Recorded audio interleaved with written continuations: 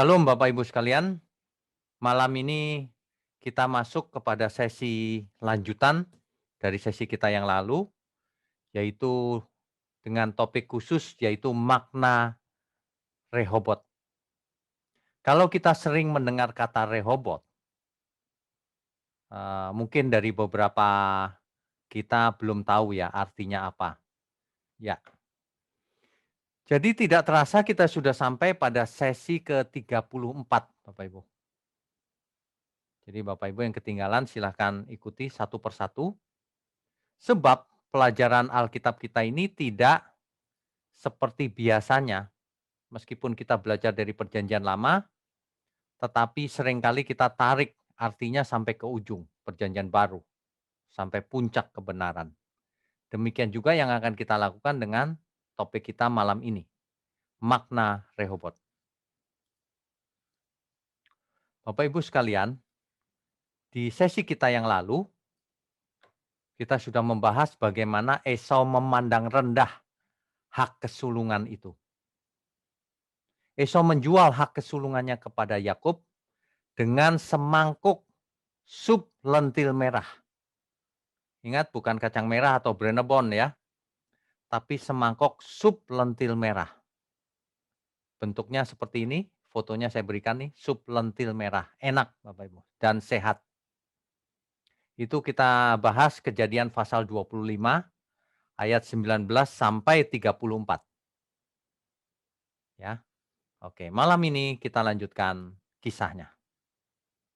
Jadi sering sekali ayat-ayat di Alkitab itu, kitab Kejadian khususnya, itu kisahnya terjadinya itu di daerah yang membentuk bulan sabit, daerah subur bulan sabit. Bapak Ibu ingat ya, daerahnya ini nih kalau saya gambarkan dengan warna kuning. Daerahnya ini nih. Jadi membentuk bulan sabit, di dalamnya sini daerah yang sangat subur. Makanya disebut Fertile Crescent atau daerah bulan sabit yang subur. Jadi kalau Bapak Ibu membaca Alkitab, perhatikan di sini-sini aja terjadinya. Taman Eden terjadinya di sini juga, Mesopotamia sebelah kanan ini. Kota Ur juga di sini. Kemudian berjalan ke Haran. Kemudian dari Haran ke Kanaan. Kemudian tinggal di Gerar dan seterusnya. Sekitar ini saja kisah-kisahnya. Demikian juga malam ini. Kehidupan Ishak juga sekitar ini saja. Sekitar dari Lahai Roy sampai ke Haran. Jadi bolak-balik di situ aja. Ya, Bapak Ibu sekalian. Jadi kalau kita sering mengikuti eee, online Bible study ini, maka daerah ini akan menjadi familiar. Nah, oke, kita lanjutkan dulu ya. Kalau balik dulu, ya. Jadi eee, daerah yang subur ini, itu adanya di sebelah utara. Jadi bukan di sebelah selatan, di sebelah utara adanya. Jadi kehidupan Ishak itu kalau kita perhatikan, itu akan ada di jalur ini saja, antara antara Lahai Roy, yaitu kalau Bapak Ibu lupa Lahai Roy itu apa, di Kejadian 16 ayat 14, di situ dijelaskan apa itu Lahai Roy, tempat apa itu. Coba saya bacakan ya, Kejadian 16 ayat 14. Di sesi kita yang lalu, sebab itu sumur tadi disebutkan orang sumur Lahai Roy. Letaknya antara Kades dan Beret. Apa itu? Ayat 13-nya jelas. Kemudian Hagar menamakan Tuhan yang telah berfirman kepadanya itu dengan sebutan, "Engkaulah El Roy." Sebab katanya, "Bukankah di sini kulihat dia yang telah melihat aku." Rupanya ini Lahai Roy ini tempatnya dulu Hagar melihat Tuhan. Tuhan menjumpai Hagar, ya. Nah, jadi kehidupan Ishak ini di sekitar Lahairoi ini. Jadi dari sini ke Haran, bolak-balik, sekitar itu saja ya, perjalanannya melewati Kanaan ya, sampai ke Haran dan bolak-balik saja. Jadi sekitar itu saja kehidupan Ishak. Nah, malam ini kita lanjutkan Kejadian pasal 26. Saya bacakan Kejadian pasal 26. Maka timbullah kelaparan di negeri itu. Di negeri mana itu? Di negeri Kanaan. Ini bukan kelaparan yang pertama yang telah terjadi dalam zaman Abraham. Kalau Bapak Ibu ikut sesi-sesi sebelumnya, itu Abraham mengalami hal yang sama. Terjadi kelaparan di negeri itu, ya. Sebab itu Ishak pergi ke Gerar. Kalau Bapak Ibu lihat petanya ini, dari Lahairoi ke Gerar itu dekat ya. Nah, kepada Abimelek raja orang Filistin. Bapak Ibu tentu ingat dahulu raja orang Filistin yang namanya Abimelek juga menjumpai Abraham. Ya, ayat 2. Lalu Tuhan menampakkan dirinya kepadanya serta berfirman, "Janganlah pergi ke Mesir." Dulu Abraham pergi ke Mesir ketika terjadi kelaparan. Sekarang Ishak dilarang pergi ke Mesir. Ishak disuruh diam di negeri yang akan kukatakan kepadamu, kata Tuhan. Tinggallah di negeri ini sebagai orang asing, disuruh menjadi orang asing. Maka aku akan menyertai engkau dan memberkati engkau. Sebab kepadamulah dan kepada keturunanmu akan kuberikan seluruh negeri ini. Dan aku akan menepati sumpah yang telah kuikrarkan kepada Abraham ayahmu. Jadi Tuhan sudah bersumpah kepada Abraham, nah sekarang kepada Ishak. Nanti kalau kita ikuti terus kepada Yakub juga. Itulah sebabnya Allah kita disebut Allah Abraham, Ishak dan Yakub. Begitu ya. Ayat keempat, aku akan membuat banyak keturunanmu seperti bintang di langit. Aku akan memberikan kepada keturunanmu seluruh negeri ini. Dan oleh keturunanmu semua bangsa di bumi akan mendapat berkat. Nah, ini sudah kita bahas yang lalu. Diulang lagi oleh Tuhan kepada Ishak. Ya. Ayat 5-nya, karena Abraham telah mendengarkan firman-Ku dan memelihara kewajibannya kepadaku, yaitu segala perintah, ketetapan, dan hukum-Ku. Ayat ke-6, jadi tinggallah Ishak di Gerar. Ini Bapak Ibu Gerar.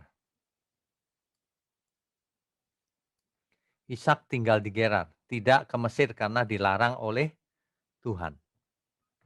Kalau kita baca kisah ini, maka kisah tadi itu bisa diringkas. Terjadi kelaparan di Kanaan, maka Ishak pergi ke Gerar. Tuhan menampakkan diri kepada Ishak untuk mengulang perjanjian dengan Abraham itu, mengingatkan supaya perjanjian itu turun-temurun, ya. Dan keturunan Ishak akan seperti bintang di langit. Diingatkan lagi. Begitu ya, Bapak Ibu sekalian. Jadi kisah-kisah di Alkitab itu bukan dongeng, tapi ini kisah historis atau sejarah. Dan sejarah ini harus dimengerti dengan benar, sebab kalau tidak hanya sebagai sejarah biasa saja. Ya, oke, kita lanjutkan dulu. Kejadian 26 ayat 7 sampai 11. Dalam kisah ini ternyata Ishak mengulang kesalahan Abraham. Mengapa? Yaitu Ishak mengaku bahwa Ribka adalah saudaranya. Mengapa? Karena takut dibunuh.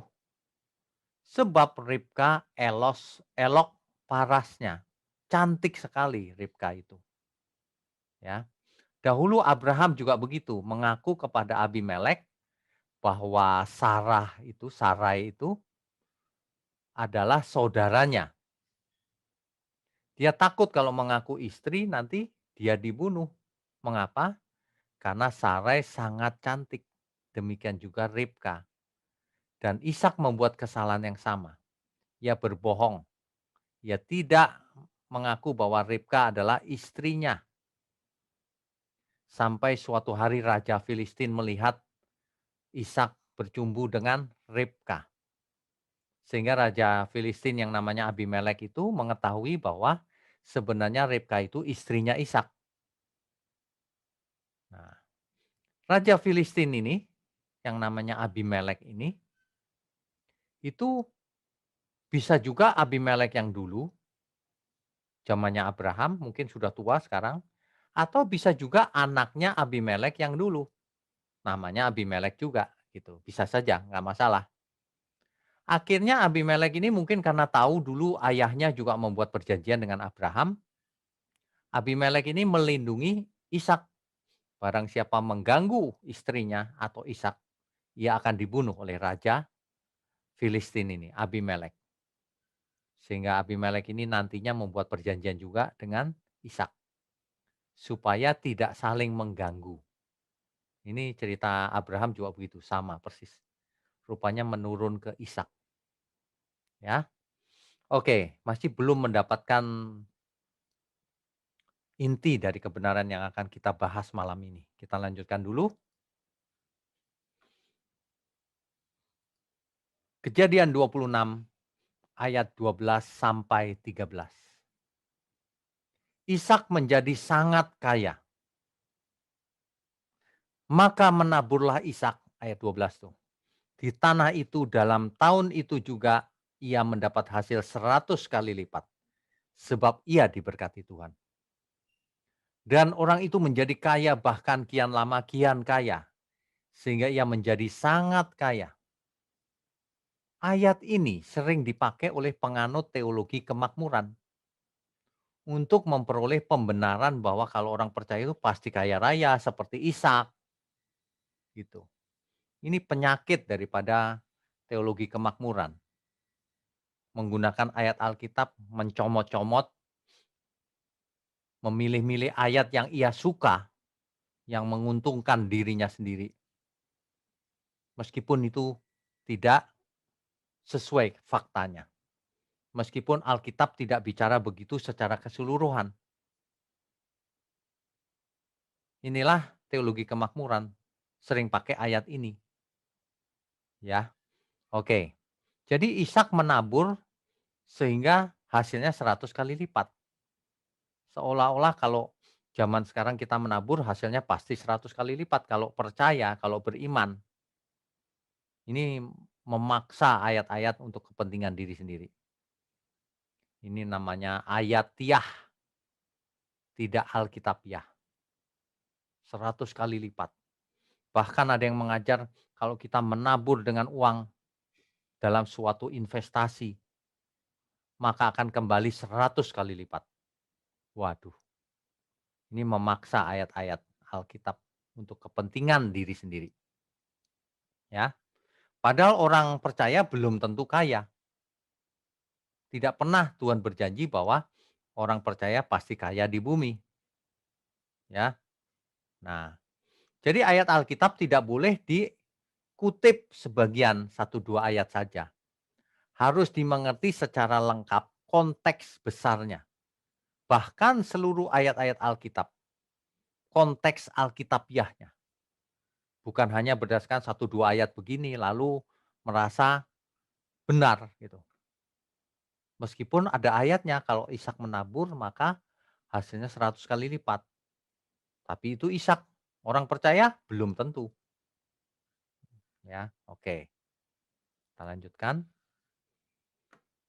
Ayat berikutnya ayat 14 sampai 22.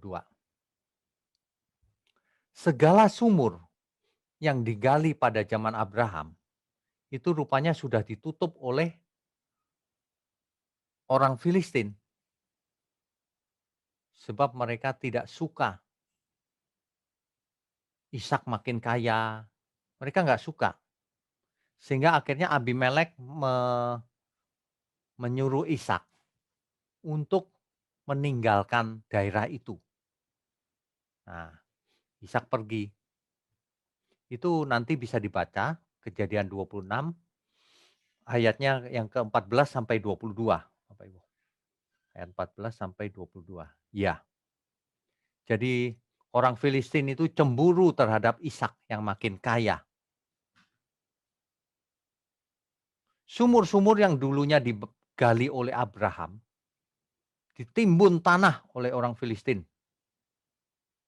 Sehingga akhirnya Raja Filistin Abimelek menyuruh pergi Ishak.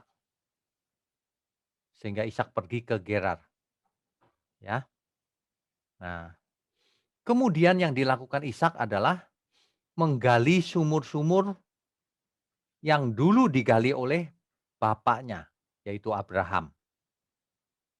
Yang telah ditutup oleh orang Filistin. Digali lagi oleh Ishak. Digali lagi oleh Ishak. Di ayat 20 dijelaskan di situ, ketika ayat 19-nya dijelaskan bahwa hamba-hamba Ishak menggali di lembah itu, mereka mendapati di situ mata air yang berbuai-buai airnya. Bapak Ibu perlu mengerti bahwa hari itu air sangat berharga. Jadi kalau menemukan mata air, wah bisa berantem rebutan itu.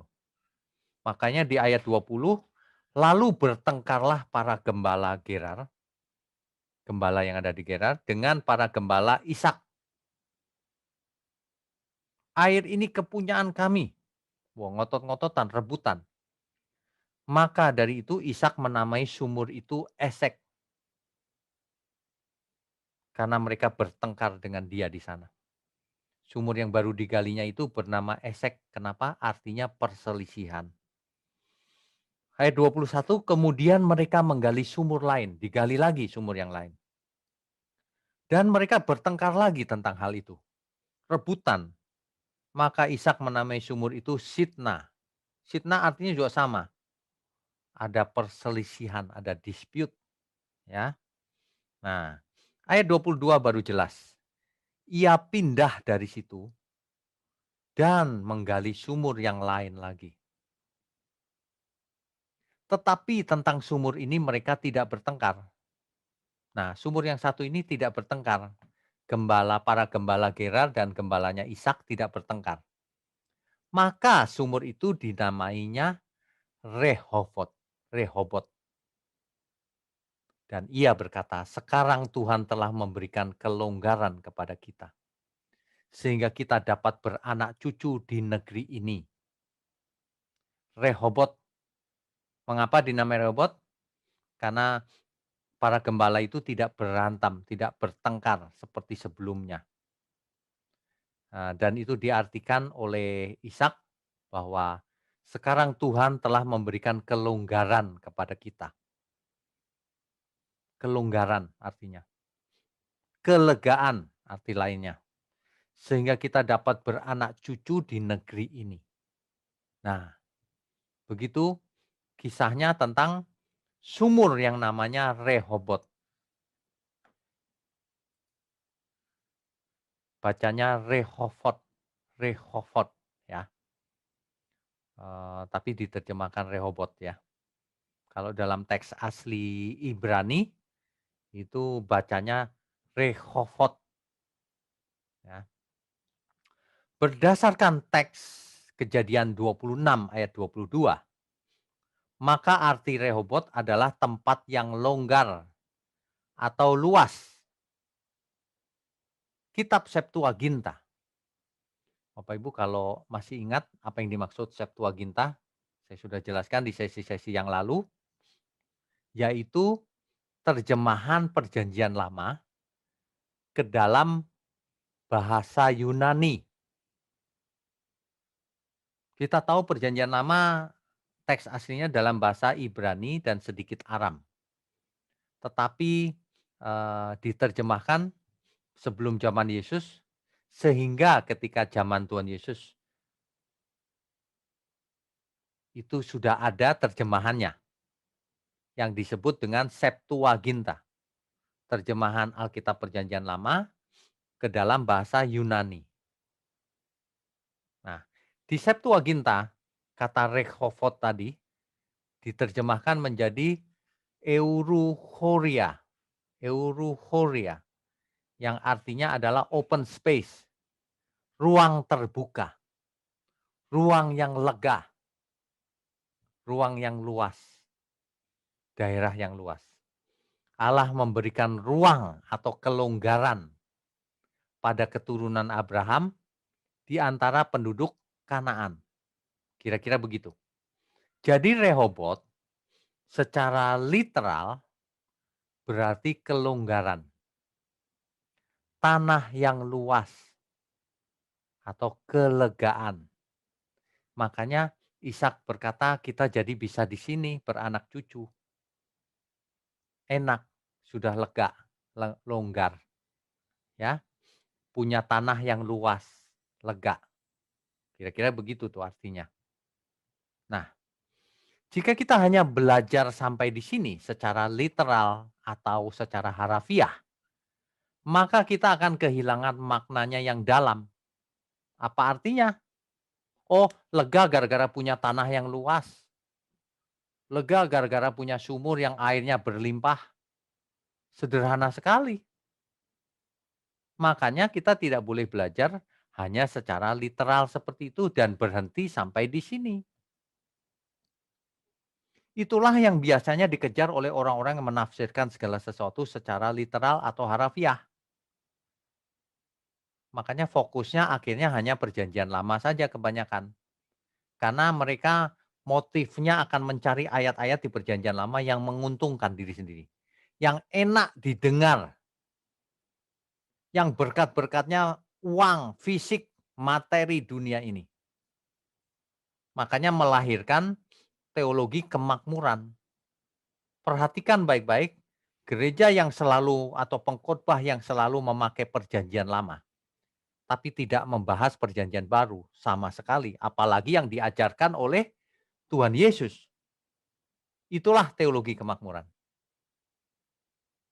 Lahir baru aja tidak pakai ayat-ayat perjanjian baru loh. Mau membahas lahir baru tapi ambilnya dari perjanjian lama. Waduh, parah Bapak Ibu. Bapak Ibu hidup cuma satu kali, jangan ikut seperti itu. Rugi. Ya. Kelegaan macam apa sebenarnya yang disediakan Tuhan bagi umatnya di masa sekarang ini? Masa lalu mah gak penting, historis. Sekarang kalau kita bicara kelegaan, kita tidak akan melakukan studi kata Rehovot, ataupun Euruhoria. Tidak, kita tidak sedang membahas studi kata. Tapi kita lagi mau mencari konteks. Kelegaan itu apa yang dimaksud oleh Tuhan yang disediakan bagi kita. Jadi bukan kelegaan versi Rehovot yang sumur aja atau yang daerah yang luas. Kalau cuman itu adanya di bumi. Kita harus gali jauh lebih dalam. Apa yang dimaksud Tuhan dengan konteks kelegaan. Konteks ya, bukan studi kata. Karena kata kelegaan bisa berbagai macam artinya. Kata yang dipakai juga banyak. Nah, tapi konteks kelegaan yang akan kita lihat ini apa? Tentu saja bukan cuma sumur, bukan? Atau daerah yang luas, atau kalau kita punya rumah besar, mewah, lalu kelegaan. Bukan itu tentu saja. Tapi kalau kita hanya mendasarkan pada kisah perjanjian lama ini, kisahnya cuma itu, harafiah. Oh, artinya tanah yang luas, lega. Oh, artinya kaya. Begitu artinya. Itu secara literal atau harafiah. Nah, kita lanjutkan lagi ya. Eh, Bapak Ibu perlu perhatikan baik-baik kalau kita mau belajar Alkitab. Meskipun di antara kita tidak ada yang sekolah STT, tidak masalah. Tapi perhatikan prinsipnya yang benar. Kalau kita baca Alkitab, kita mau menangkap intisarinya, konteksnya sesuai yang dimaksud Alkitab. Bukan hanya belajar historis, sejarah. Oleh sebab itu jangan fokus hanya pada satu atau dua ayat saja. Karena nanti akan terjatuh atau tersesat kepada ayatiah. Satu ayat seolah-olah benar, tapi tidak alkitabiah gitu. Ya. Jangan fokus hanya pada satu konteks saja. Bahkan satu konteks juga tidak boleh. Arti sempitnya nggak boleh. Konteks dekat saja nggak boleh. Kita harus terus mengeksplor kepada konteks besarnya nantinya. Jadi jangan fokus pada konteks dekat juga, misalnya membaca satu perikop. Satu perikop, oh saya udah ngerti nih satu perikop. Ya, itu kan satu perikop, konteksnya sudah benar, konteks dekatnya sudah benar, mengerti, tapi apa dampaknya dalam hidup kita? Konteks besarnya apa? Konteks alkitabiahnya apa? Itu yang jauh lebih penting. Karena kalau cuma konteks dekat, contohnya sumur Rehovot tadi itu, konteks dekatnya apa? Oh, sumurnya mereka tidak berantem, damai. Oh, punya tanah yang luas. Oh, punya Allah telah memberikan, Tuhan telah memberikan daerah yang luas supaya kita bisa beranak cucu di sana, diberkati secara fisik, secara harafiah, secara materi. Berkat fisik, berkat jasmani. Kalau lihat konteks dekatnya itu. Tapi kalau kita lihat alkitabiahnya, tidak demikian. Jadi hati-hati. Jangan juga tergantung pada terminologi studi kata. Kalau cuma studi kata Rehovot itu nggak banyak dipakai, ya. Dan perlu diingat kata yang sama bukan berarti sama dalam setiap konteks. Bisa berarti beda-beda, tergantung konteksnya, ya. Jadi Bapak Ibu sekalian harus mementingkan atau fokus pada kalau baca Alkitab konteks jauhnya. Yaitu menurut Alkitab, bukan menurut satu dua ayat. Konteks alkitabiahnya. Makanya fokus utamanya harus sampai perjanjian baru. Jangan hanya perjanjian lama. Karena perjanjian lama itu mengantar saja historis, pengenalan akan Allah, lahirnya bangsa Israel, Allah yang benar adalah Allahnya Israel, lalu turun-temurun sampai akhirnya dilahirkan Mesias. Ya. Nah, setelah Mesias lahir di perjanjian baru, barulah ajaran Sang Mesias itu memuncak sempurna. Itulah yang harus kita fokuskan. Apa kata Tuhan Yesus? Banyak orang berhenti di perjanjian lama. Itu ibarat orang sekolah SD nggak mau naik-naik. Padahal kita harus kuliah. Kira-kira begitu analoginya. Tuhan Yesus sudah lahir, dia tidak mau belajar sama Tuhan Yesus. Belajarnya di perjanjian lama terus. Nggak mengerti kebenaran itu artinya. Ya. Oke, kita lanjutkan ya. Bapak Ibu jangan lupa ini prinsip untuk membaca Alkitab, untuk mengekstrak kebenaran yang ada di Alkitab dengan benar. Ini sebenarnya prinsip-prinsip hermeneutik, yaitu prinsip menafsir Alkitab.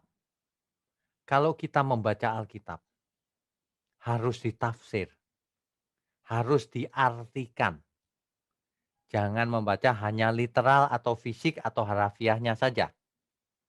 Harus ditarik, diartikan, ditafsir secara alkitabiah. Ya, oke kita lanjutkan. Jadi sebenarnya kelegaan macam apa yang dijanjikan Tuhan? Ingat kita tidak sedang studi kata. Kalau studi kata kan Rehovot itu dipakai untuk arti apa saja, tidak.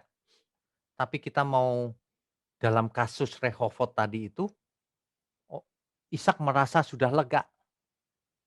Karena sumurnya sudah ada, airnya banyak, tidak berantem satu sama lain, tanahnya luas, kaya raya, maka lega Ishak. Sehingga ia bisa beranak cucu di situ. Nah, Rehovot secara literal atau harafiah itu artinya secara historis. Tapi sebenarnya kelegaan macam apa yang dijanjikan Tuhan? Nah, ini yang penting. Kita sebagai orang percaya tidak dijanjikan seperti yang Ishak alami. Oh, nanti kaya raya, punya tanah yang luas. Fisiknya di bumi diberkati secara jasmani, dan sebagainya. Tidak, belum tentu begitu, ya. Jadi kelegaan macam apa yang dimaksud oleh Alkitab yang untuk umat perjanjian baru? Kalau untuk Ishak ya memang begitu.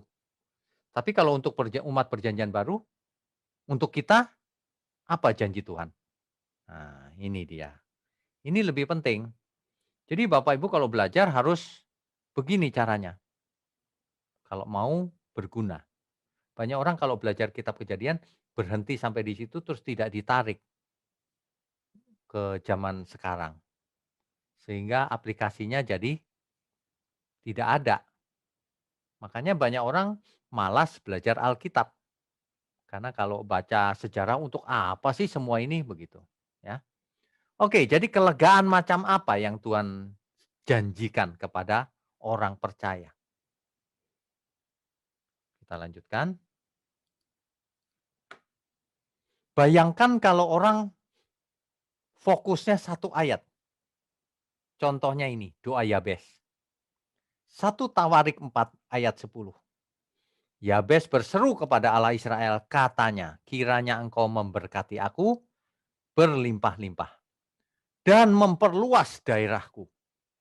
Dan kiranya tanganmu menyertai aku dan melindungi aku daripada malapetaka. Sehingga kesakitan tidak menimpa aku. Dan Allah mengabulkan permintaannya itu. Doa ini sangat digemari oleh orang-orang yang penganut teologi kemakmuran. Doa ini memang baik isinya untuk zaman itu. Perhatikan baik-baik, untuk zaman itu. Kita memang mau sih Tuhan menyertai, Tuhan melindungi dari segala penyakit dan sebagainya. Ya siapa yang tidak mau. Tapi kita lebih harus memperhatikan Alkitab, isinya firman Tuhan, intinya apa secara Alkitabiah. Jangan cuma satu ayat ini lalu diunggulkan, dipuja-puja. 1 Tawarik 4 ayat 10 dipuja-puja doa Yabes itu. Seolah-olah doa yang diajarkan Tuhan Yesus gak penting. Seolah-olah doa Yabes lebih penting daripada doa Bapa kami. Ini orang-orang ini punya motif sendiri ini. Dipuja-puja, bukan doa Bapa kami yang dipakai sebagai penutup ibadah. Doa Yabes. Coba bayangkan, apa yang ada dalam pikirannya, pikiran orang-orang ini. Tentu pikirannya seperti versi perjanjian lama. Kiranya engkau memberkati aku berlimpah-limpah apanya? Fisiknya kan, harafiahnya kan, jasmaninya kan. Dan memperluas daerahku, maunya kaya raya begitu. Waduh, apakah kelegaan semacam ini yang dimaksud oleh Tuhan? Kalau Yabes mengalami hal itu Yabes. Kalau orang zaman sekarang pengen seperti Yabes, itu salah. Kita harus seperti Tuhan Yesus, bukan seperti Yabes. Lagi pula, ini kasus Yabes ini kasus khusus. Tidak semua orang akan mengalami seperti Yabes.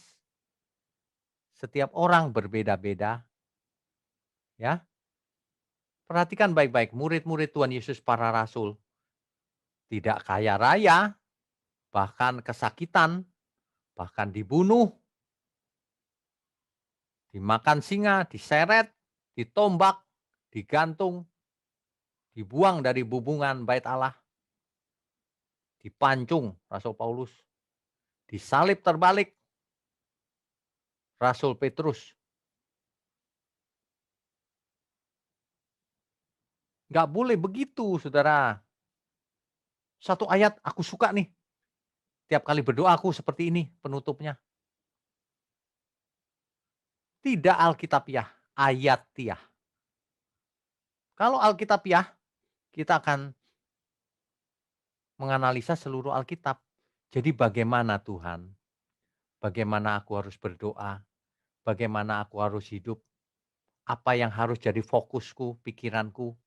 Apakah daerah yang diperluas tadi yang membuat aku lega? Apakah begitu? Kita hidup zaman sekarang ini untuk apa? memperoleh kelegaan. Kelegaan seperti apa yang dimaksud oleh Tuhan Yesus? Jangan menurut pikiranmu sendiri, hobinya doa Yabes. Kalau orang baru bertobat ya nggak apa-apa, tapi kalau sudah jadi Kristen lama, masa doa Yabes? Kiranya daerahku diperluas, matre pengen kaya. Kelegaan yang dimaksud oleh Tuhan bukan itu. Coba kita periksa apa kata Tuhan Yesus sebenarnya, ya. Coba perhatikan baik-baik apa kata Tuhan Yesus sebenarnya.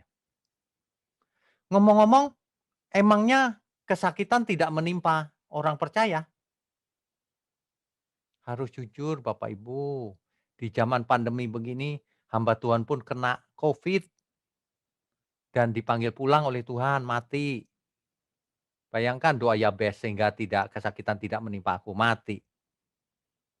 Apakah orang itu tidak beriman? Bukan. Artinya doa Yabes ini tidak bisa dipakai. Dalam situasi pandemi gini, memangnya mantra doa Yabes diulang-ulang terus setiap minggu. Sekali aja cukup. Lagi pula fokus kok berkat jasmani. Ajaran dari mana ini? Alkitab bukannya dipelajari, nggak takut Tuhan itu emang. Coba kita lihat apa kata Tuhan Yesus. Ya, mari.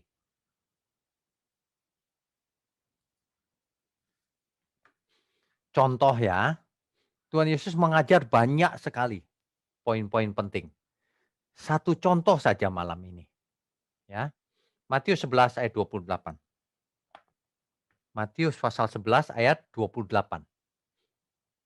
Tuhan berkata begini, "Marilah kepadaku semua yang letih lesu dan berbeban berat. Aku akan memberi kelegaan kepadamu." Jadi Tuhan mengundang semua orang yang letih lesu dan berbeban berat. Kira-kira mengapa sih orang letih lesu dan berbeban berat yang dimaksud oleh Tuhan Yesus ini? Ini bukan karena kerja keras lalu capek fisiknya, bukan itu.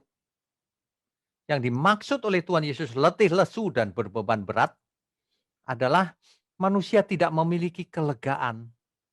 Hidupnya diseret oleh keinginan-keinginannya. Pengen ini, pengen itu tidak ada habisnya, serakah, tidak bersyukur, tidak mengalami damai sejahtera, tidak ada kelegaan dalam dirinya. Ya, banyak keinginan terutama, tidak pernah puas. Semua yang letih lesu dan berbeban berat, mari datang kepadaku, kira-kira begitu. Aku akan memberi kelegaan kepadamu. Bapak Ibu sekalian, saya ingatkan, kita sedang tidak melakukan studi kata rehovot. Sebab kelegaan yang ada di sana, rehovot tadi, kelonggaran, itu kata yang berbeda yang digunakan dengan kelegaan di sini. Kata yang berbeda. Tapi kita lagi mau fokus sebenarnya kelegaan, konteks kelegaan, itu sebenarnya apa yang Tuhan inginkan, yang kita harus alami. Jadi bukan secara fisik, sumur rehovot, bukan. Jadi kalau kita sebut sumur rehovot, kelegaan versinya Tuhan. Kita harus tarik ke sana, bukan tarik ke jasmani, berkat jasmani, bukan ya. Oke, Matius 11 ayat 28 itu. Kalau kita lihat beberapa terjemahan, Matius 11 ayat 28 ini, di terjemahan bahasa Indonesia, marilah kepadaku, semua yang letih lesu dan berbeban berat, aku akan memberi kelegaan kepadamu. Kelegaan. Tetapi dalam terjemahan bahasa Inggris, semuanya memakai kata yang sama. I will give you rest. Aku akan memberikan kepadamu istirahat. Rest, istirahat. Manusia itu tidak pernah istirahat, keinginannya banyak, masalahnya banyak, berbeban berat. Mari datang kepadaku, belajar kepadaku. Nanti aku akan memberikan kepadamu istirahat. lega gitu, bisa istirahat. Nah, itu dia. Dalam teks asli Alkitab dipakai kata dalam Matius 11 ayat 28 ini yang diterjemahkan menjadi kelegaan atau dalam bahasa Inggris rest, istirahat, dipakai kata anapauso. Anapauso ini artinya adalah rest, istirahat, refresh. Refresh itu apa ya? Menyegarkan ya, kesegaran, disegarkan kembali. Peace, damai, settle down, selesai masalahnya. Settle down, beres. Nah, anapauso. Marilah semua yang letih lesu berbeban berat, datang kepadaku, kata Tuhan Yesus. Aku akan memberikan kelegaan bagimu. Aku akan membuat kamu beristirahat. Aku akan membuat kamu fresh, segar. Aku akan membuat kamu tenang, membuat kamu damai, membuat kamu selesai dengan masalah utamamu itu. Masalah kita itu yaitu diri sendiri yang membuat hidup kita tidak tenang, tidak merasa lega dan sebagainya. Ya, eh, Tuhanlah solusinya. Belajarlah kebenaran. Kalau manusia hanya fokus pada berkat jasmani, kiranya daerahku diperluas. Nanti kalau ada masalah dia damainya hilang pasti. Karena ia tidak mengerti kebenaran bahwa hidup ini bukan untuk mencari berkat jasmani. Hidup ini bukan fokusnya berkat jasmani, kiranya daerahku diperluas. Enggak. Hari ini ada banyak di antara kita daerahnya kecil, rumah pun enggak punya. Tapi itu tidak menghalangi seseorang mengalami kelegaan yang Tuhan berikan. Masa yang memiliki kelegaan cuma yang tanahnya luas, cuma orang kaya? Tidak. Makanya kalau fokusnya hanya doa Yabes, salah. Hobinya doa Yabes. Hobi kok bukannya doanya Tuhan Yesus? Aneh. Ngakunya Kristen tapi. Ya.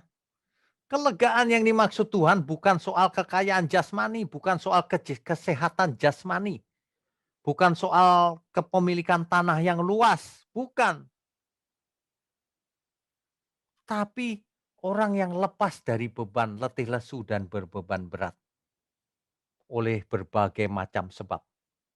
Antara lain persoalan fisik, benar. Antara lain keinginan yang terlalu banyak, yang tidak pernah terpuaskan,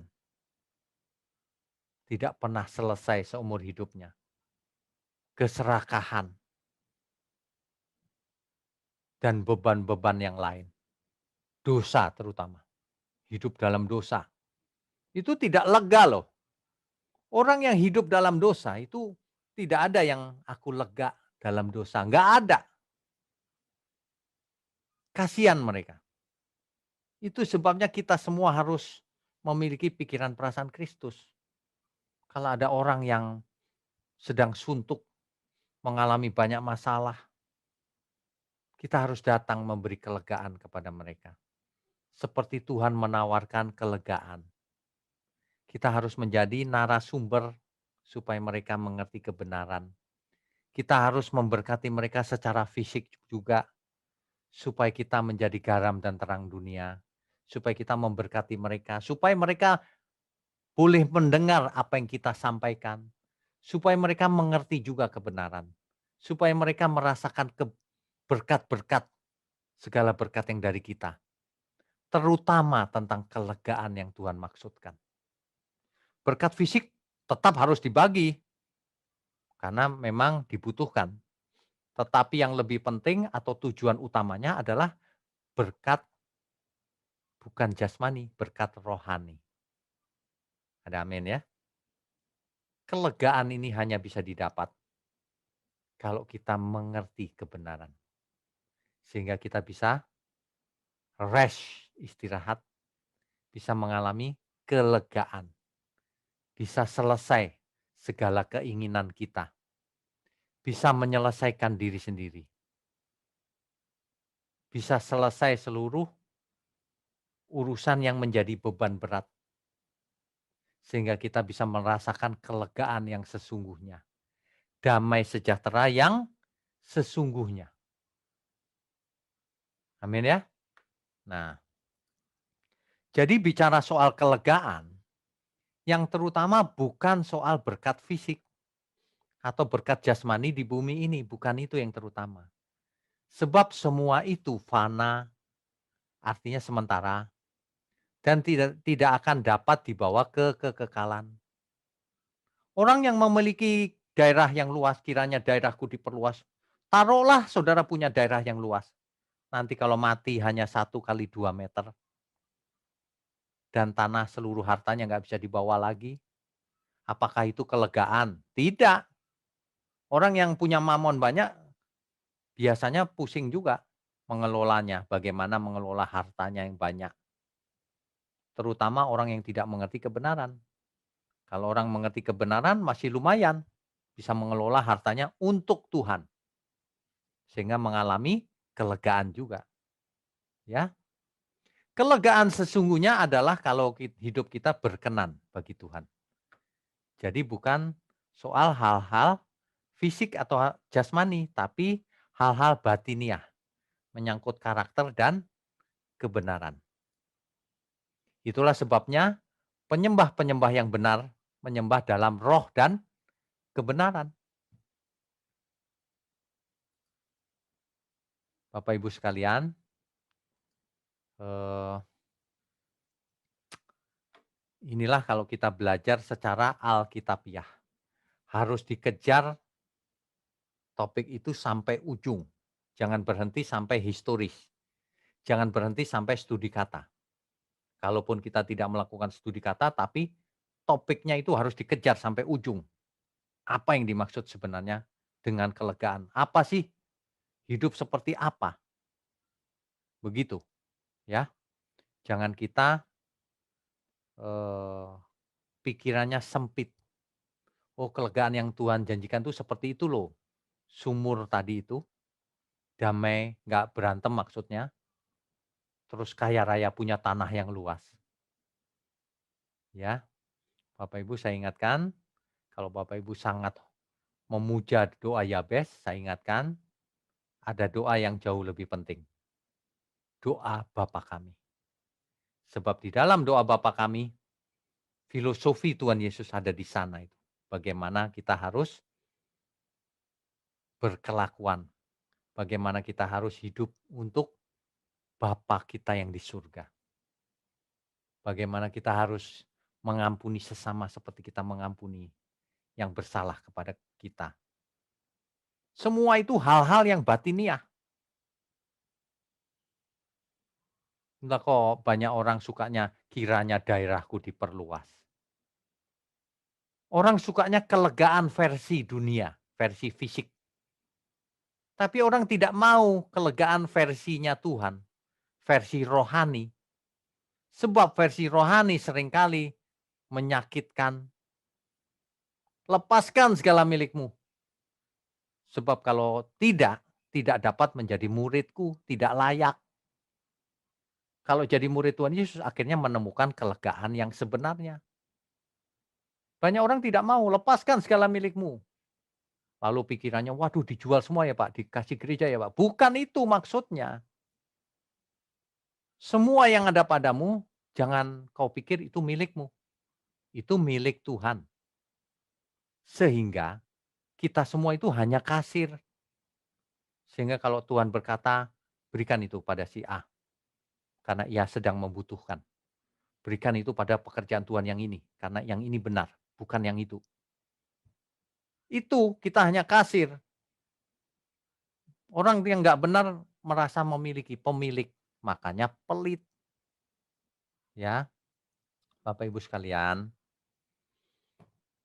Malam ini kita belajar bahwa kalau kita belajar itu bukan hanya perjanjian lama. Apalagi hanya jasmani. Tapi harus ditarik sampai ke ujung. Sampai ke Tuhan. Kehendak Tuhan itu apa? Apa yang dijanjikan Tuhan. Sampai perjanjian baru. Bahkan ada banyak ayat, tentu saja kita tidak bisa bahas satu persatu karena waktunya terbatas.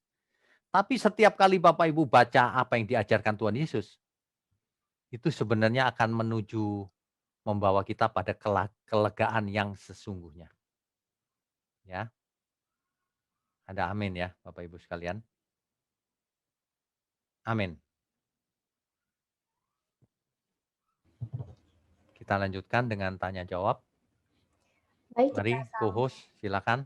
iya, Pak. Baik, kita sambung dalam sesi tanya jawab. Belajar sedikit tentang hermeneutik. Ya. Kebetulan saya ikut kuliah kemarin dengan Pak Mario. Oke. Yang saya mau tanyain gini Pak, kan saya membaca kitab suci dari perjanjian lama hingga perjanjian baru ya Pak. Ya. Tadi kan Bapak bilang kalau ketika kita membaca itu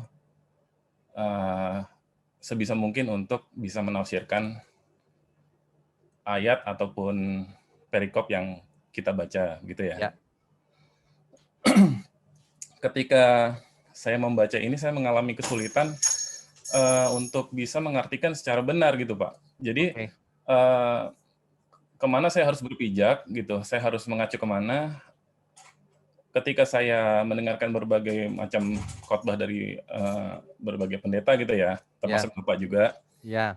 Kok masing-masing berbeda gitu, ada beberapa gitu kan. Terus saya